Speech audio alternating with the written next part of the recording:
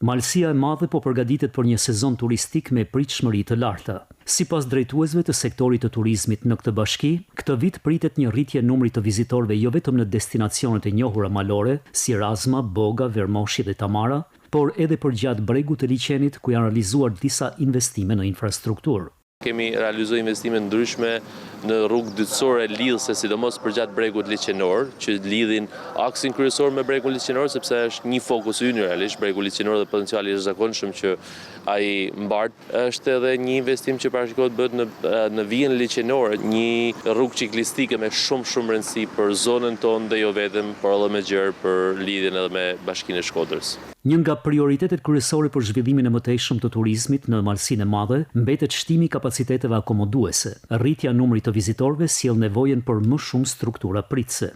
Ne do donim shumë që të kemi një kapacitet më të lartë, investime më të mëdha, por diçka që është shpresë plot është kemi disa raste realisht që ka të shqiptar malësor të zonës që po mendojnë të investojnë në zonë. Ata mund të rrisin potencialin dhe mund të rrisin edhe kapacitetin akomoduese të zonës në mënyrë që të presim sa më shumë turistë. Me natyrën e saj të veçantë nga Alpet shqiptare deri në brigjet e liçenit të Shkodrës, Malësia e Madhe synon të konsolidojë pozicionin e saj si një nga destinacionet turistike më tërheqëse në veri të Shqipërisë.